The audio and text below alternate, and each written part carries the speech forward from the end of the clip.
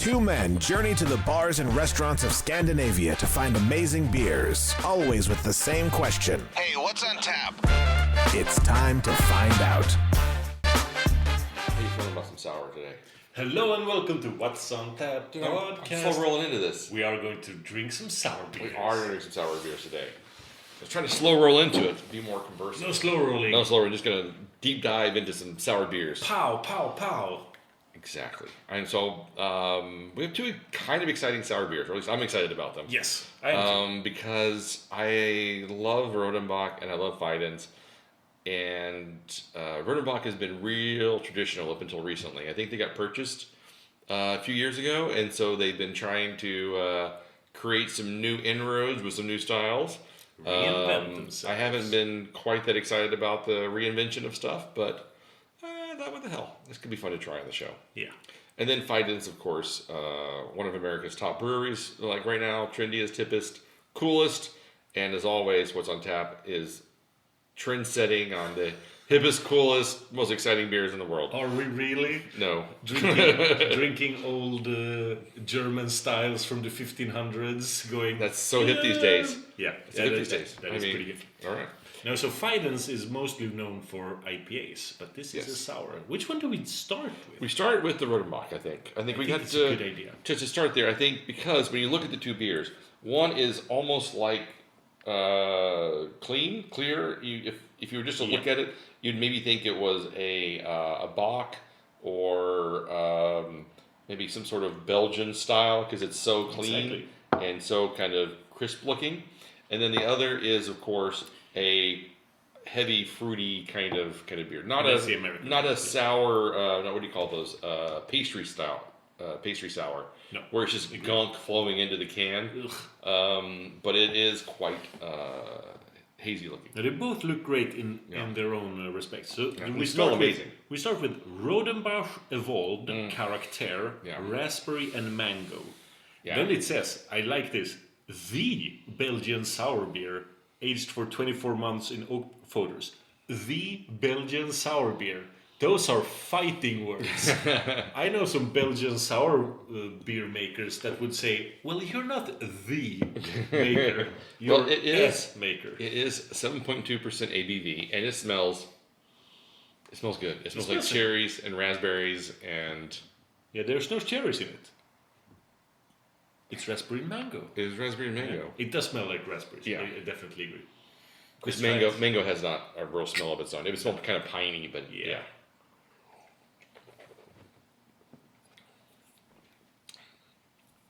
Ooh, I did not know what to expect from this. And it's good.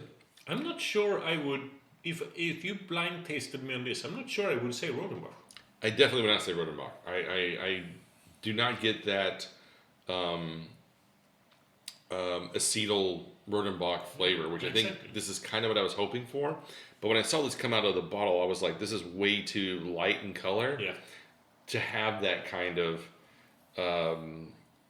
Rodenbach flavor. It's not a bad beer. No, it's passable to good, but it doesn't feel like Rodenbach at all. Yeah. I don't get mango on this, and quite frankly, the raspberry is pretty tame compared to like what Cantillon or Fontaine puts out.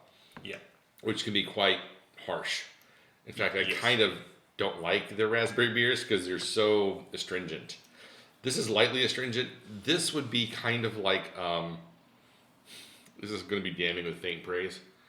This is slightly above flavored carbonated water. I was going to say lemonade.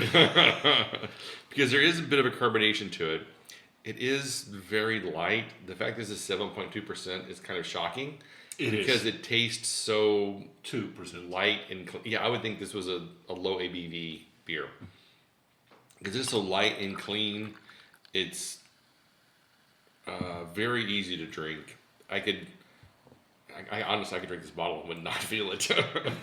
I agree. It's 24 months on oak foeders. It hasn't gotten a lot of flavor from that. No, it's a weird beer, and I can see people that are real passionate about Rodenbach hating this beer. Like this is a betrayal of everything that they've come to love about the brewery. Yeah, but you and I are Rodenbach lovers. This is a little bit of a betrayal. It is. But it's not a bad beer. No, it's not. But it's not like I love the Caractere Rouge line. It's so good. It's probably one of my favorites from them. This is more of a table beer. Yeah. Like this is gonna sound weird. Please the masses. Yeah, I feel like the 7.2% degrades it for me. It should have been 4. It should be 4. It should be 3.8 to 4.2, somewhere in that area, 4.5 at the most.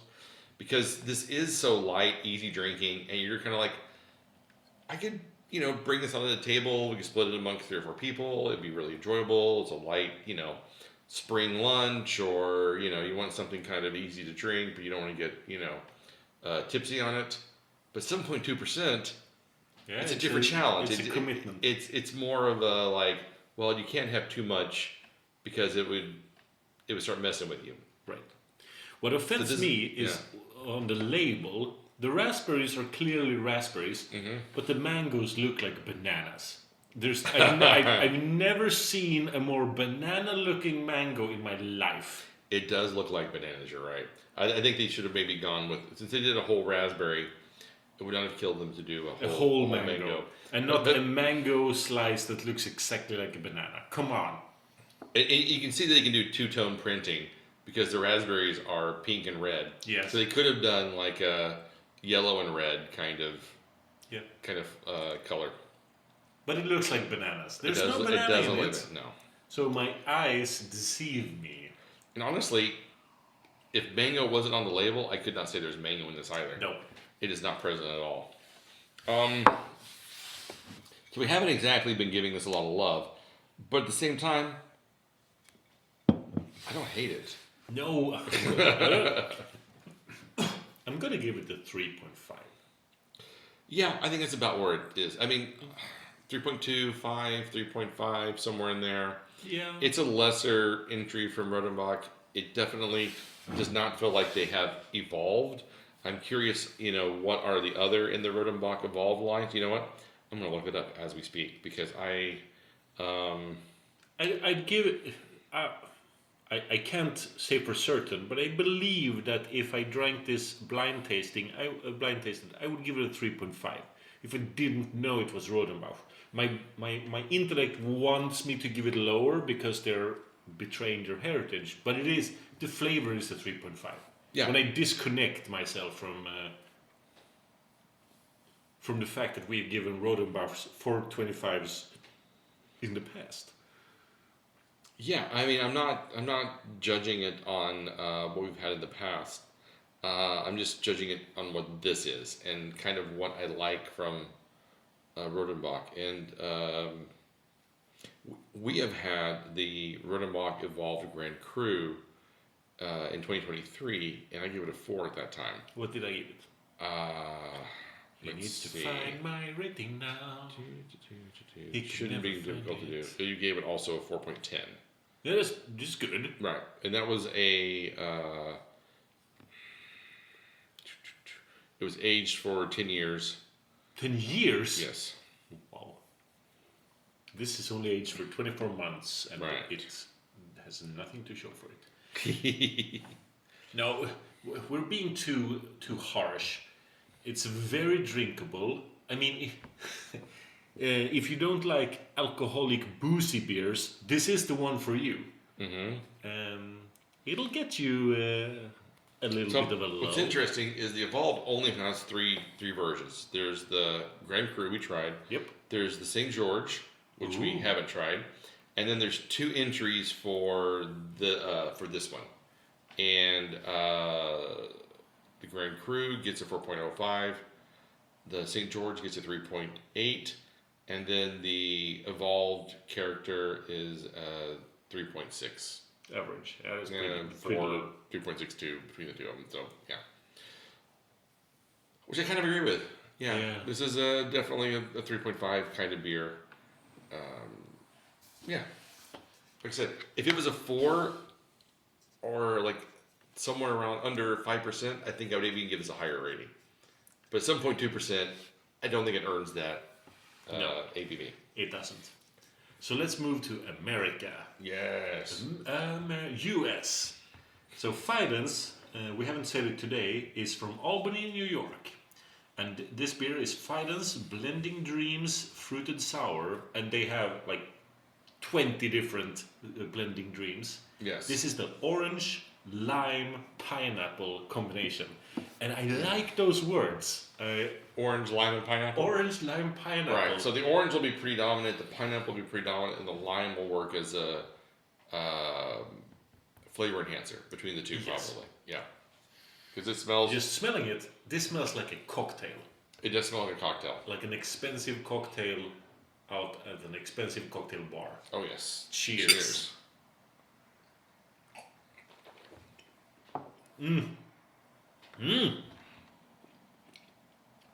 That was marzipan. I think that's where the lime plays against the pineapple and the orange. This is much limier than I thought it was going to be. I thought that almost like a lime zest was used, as opposed to lime juice, kind of. The orange and the pineapple kind of create a unified flavor profile, and the lime kind of zips in there with a little bit of zinginess that kind of gives you that bit of a marzipan-y flavor. And key lime pie. Mm-hmm. Yeah, definitely. This is fun. Mm-hmm. This is zipping all over the place. Yeah, that's really solid. Did we mention the ABV? I didn't. Just skipped it. Our listeners don't want to hear about alcohol by volume. They want to hear about alcohol by weight. Truly. There actually is no ABV on that can, so it is unknown to us. I will, if you keep talking, I will figure it out. Because this is kind of interesting. It is like a carbonated cocktail. It's like carbonation was injected into fruit juice. 5% ABV. 5%. That's pretty low. Yeah. This is good. Do you think that the lime messes it up? Not at all. I think that the interplay of the orange, the bitterness of the lime, and the fruitiness of the... I guess the thing that fills out a place here is the pineapple. Maybe. Yeah, sure. The pineapple is actually the flavor enhancer, not the lime. The lime has its own flavor. The orange is pretty there. It's kind of fighting with the lime a little bit. Yeah. And the pineapple kind of just sneaks in with a little extra subtle sweetness and umami kind of essence going on there. It's quite good. For me, this is a strong 425. Yeah, I'm right there with you. It's a 425 for me as well. It's pretty damn tasty. It's very drinkable. It still goes. It's lost its real marzipan-y cake type feeling. I don't get that much. I don't get vanilla. I don't get this like breadcrumb bottom. My first, nor should you. There's no lactose. Exactly. There's nothing in it. It's not a cheesecakey kind of flavor. Exactly, but the first sip was so much like this is a cake. Mm-hmm. I think that was my brain tricking me because of these competing flavors. The lime cutting through other fruity flavors. Yeah, the lime is much more present than I was expecting it to be. But I'm glad. Yeah, it gives it a little extra punch. Yeah, lime is one of my favorite fruit flavors. So what it kind of reminds me of is when I was a kid, we would have like my grandparents would have these get-togethers and they'd bring out the punch bowl. Oh. And then you'd have the champagne cocktail in one glass, in one punch bowl, and then you'd have the kids' version in the other one. Until one party they accidentally got the bowls mixed up. All the kids are feeling real good. Real good. But that's kind of what it reminds me of. It's like a champagne cocktail and a fruit punch champagne cocktail. Yeah. I don't have that memory from my childhood, but I get what you mean. Yeah. But it's the children's version you're comparing it to. No, the adult version with the champagne. Oh, the adult version that you got one time. Well, no, I mean I've had that as an adult as well. Yeah. Now I get it. So long time ago. But yeah, this is really good, and Nice. and like at 5%, somehow it tastes boozier.